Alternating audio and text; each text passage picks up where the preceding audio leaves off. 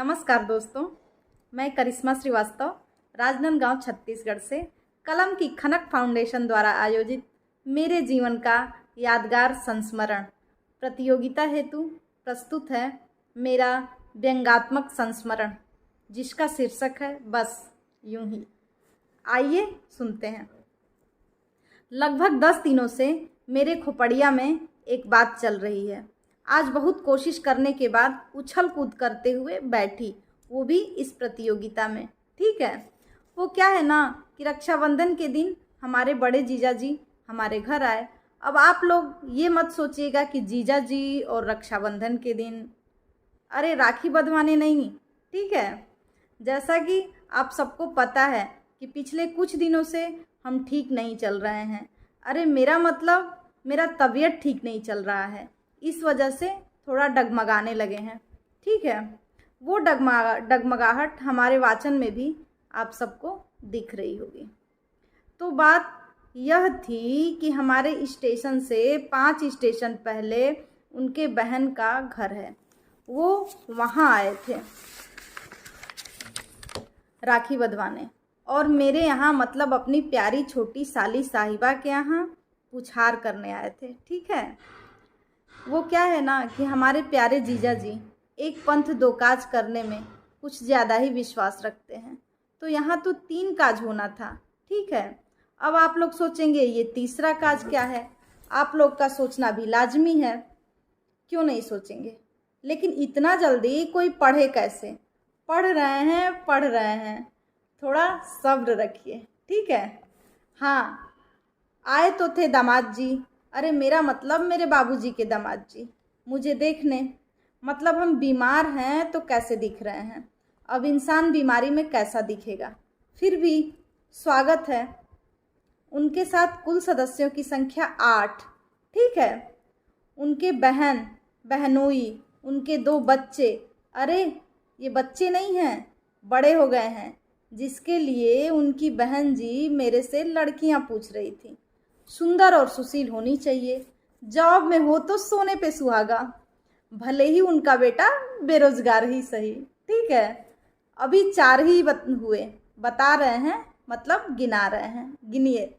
सीता समान छवि वाली हमारी आदरणीय दीदी, उनके 2 बच्चे, वो भी बड़े हो गए हैं, लेकिन हमारी दीदी किसी से लड़की नहीं पूछती, उनको जीजा जी पर पूरा विश्वास है, कर ही लेंगे, बस समधन पसंद आनी चाहिए।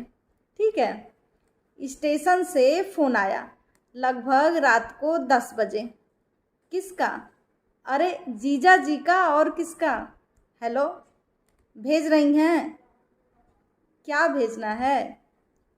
अरे उनको भेजिएगा तभी ना आएंगे, जीजा जी बोले। मैंने बोला ठीक है। बेचारे अब ये इतने सीधे कि बिल्कुल जलेबी की तरह हमारा फ़ोन पर बात और चेहरे का रिएक्शन समझ गए, और मुझे घूरते हुए की होल्डिंग से चाबी उतारे और बोले, अब आपकी तबीयत ठीक हो जाएगी मोहतरमा। ठीक है, मैं भी मैं सिर हिला दी और अंदर ही अंदर खुश हो रही थी। खुश होना स्वाभाविक है, मायके से रिलेटेड कोई भी आए मिले तो महिलाओं के लिए एनर्जी बूस्टर का काम करता है। अब आप लोग नहीं मानेंगे तो मत मानिए। ठीक है, लगभग 10 मिनट में हमारा अमेज हमारे गेट के सामने। गाड़ी देखकर मेरा मन कर रहा था दौड़ कर जाऊं और कस कर गले लगा लूं। अरे जीजा जी को नहीं, दीदी को। आप लोग भी ना, तुरंत सबका वेलकम करूं। आइए आइए, आप सबका आप लोगों के अव्यवस्थित घर में स्वागत है। ठीक है, फिर दिमाग में ट्यूबलाइट के जगह CFL जला और तुरंत अपना ख्याल बदली। मेरे सामने असमय घूरती रहती इनकी आंखें, फिर बिस्तर पर ही लेटी रही और सब लोग मेरे पास मिलने स्वयं ही आए और बोले, ठीक हैं, कैसी हैं, अब कैसा लग रहा है? हम यूं बीमार न पड़ते तो आप लोग कैसे आते, इसलिए ये सब करना पड़ा। ठीक है, मुंह में एक निवाला डालते हुए, यहाँ से बमलेश्वरी मंदिर कितना दूर है फलाने बाबू? सोच रहे हैं सुबह दर्शन कर लिया जाए। वो क्या है ना कि फिर इतना दूर आना हो पाएगा या नहीं, जीजा जी बोले। फलाने बाबू का जवाब, ठीक है, हाँ, सही पकड़े हैं आप लोग। यही था हमारे जीजा जी का तीसरा काज। सुबह 9 बजे प्राइवेट गाड़ी ड्राइवर के साथ बोल देता हूँ, सुबह नाश्ता करके निकल जाइएगा। मैं 6 बजे कॉलेज निकल जाऊँगा। अमृत महोत्सव में झंडा फहराना अनिवार्य है। ठीक है, धन्यवाद।